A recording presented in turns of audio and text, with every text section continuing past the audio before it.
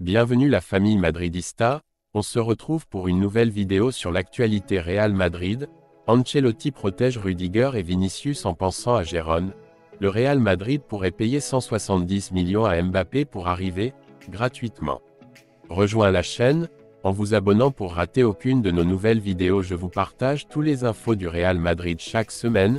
N'hésitez pas à vous abonner en activant la cloche de notification pour suivre toutes les dernières informations du Real Madrid. Je vous dis tout, on commence. Ancelotti protège Rudiger et Vinicius en pensant à Gérone. L'Allemand travaillait seul, tandis que le Brésilien était au gymnase car son malaise ne s'est pas définitivement atténué. Le reste de l'équipe, à l'exception des blessés de longue durée, a bénéficié d'une séance préparatoire complète. Vinicius Junior est toujours en difficulté après le problème physique subi dimanche dernier lors de la préparation du derby Real Madrid, Atlético organisé au stade Santiago Bernabéu et qui s'est soldé par un nul 1-1. L'attaquant brésilien s'est entraîné au gymnase alors que l'équipe de Carlo Ancelotti se remettait au travail, pensant déjà à un autre match décisif comme le duel contre Gérone avec en jeu la direction de la Liga. Avant le duel, une minute de silence sera observée à la mémoire de Miguel Ángel, gardien du Real Madrid décédé mardi dernier. Le match se jouera dimanche au stade Santiago Bernabéu et Ancelotti espère avoir récupéré Vini, qui, comme on le rappelle, a été écarté à la dernière minute en raison d'une gêne cervicale qui a rendu conseillé de ne pas forcer sa comparution. Le match contre l'Atlético. Bien qu'il soit resté sur le banc lors du match contre l'Atlético, le Brésilien, qui était médicamenté et a bien répondu au traitement, s'est montré réservé pour éviter des problèmes plus graves.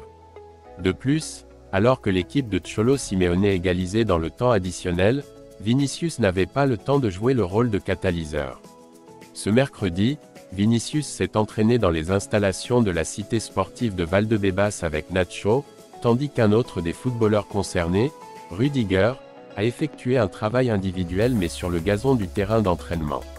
Rudiger a été gêné depuis le derby contre Retafe suite à un coup dur lors d'une collision fortuite avec Mason Greenwood. Compte tenu des problèmes de position centrale, il est fort possible qu'Ancelotti force sa présence contre Gérone. Contre l'Atlético de Madrid, il a dû recourir à une solution d'urgence, en alignant Dani Carvajal dans l'axe. Dans le cas du Brésilien, ils ne veulent pas prendre de risques. Même si au début on assurait qu'il s'était bien rétabli grâce au traitement médical qui lui avait été administré, l'inconfort n'a pas complètement disparu. C'est pourquoi les médecins sont prudents et évalueront jour après jour les progrès de Vini en vue du match. Séance complète pour l'équipe. Le reste des joueurs disponibles dans l'équipe ont commencé la séance préparatoire au gymnase, puis se sont rendus au terrain d'entraînement. Une fois sur place, ils ont effectué des exercices de circulation et de possession du ballon, puis Ancelotti a fait en sorte que les joueurs jouent plusieurs matchs sur un petit terrain et a terminé l'entraînement par des séries de courses.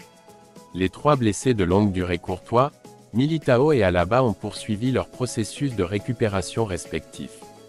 Lucas Vázquez va-t-il renouveler? D'un autre côté, le match contre Gérone pourrait être une nouvelle opportunité pour le Galicien Lucas Vázquez de continuer à montrer qu'il peut continuer une saison de plus dans l'effectif du Real Madrid.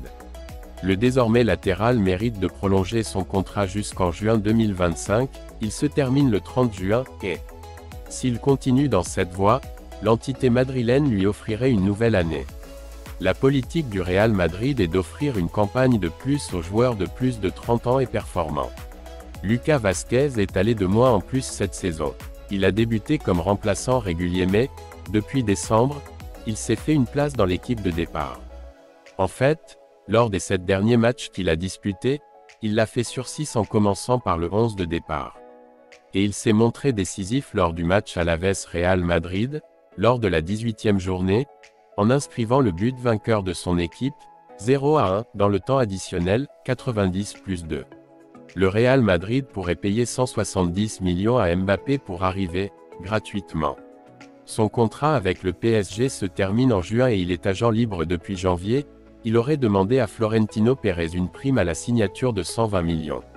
À cela, il ajouterait un salaire brut de 50 millions d'euros, bien inférieur à ce qu'il gagne à Paris, mais il veut une partie de son droit à l'image selon AS.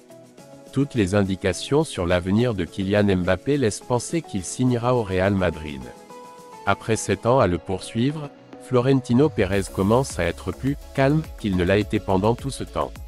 Bien que ni le joueur ni le club ne révèlent quoi que ce soit, leur entourage laisse échapper des fuites qui unissent leur chemin en fin de saison. L'attaquant français occupe le top 3 des joueurs les mieux payés au monde aux côtés de Cristiano Ronaldo et Messi, qui profitent au maximum de leur dernière année active dans les ligues mineures. En France, on suppose qu'il quittera le PSG à la fin de la saison, ce qui mettrait fin à une période sportive frustrante mais porteuse économiquement.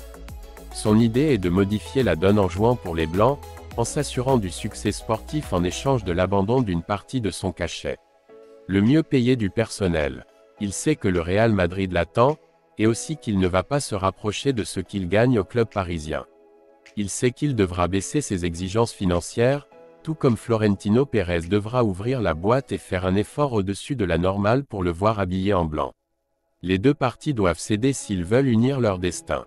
Des chiffres comme ceux révélés par AS commencent à apparaître, où l'on assure que Mbappé réclame une prime de 120 millions d'euros pour arriver en juin avec la lettre de liberté sous le bras.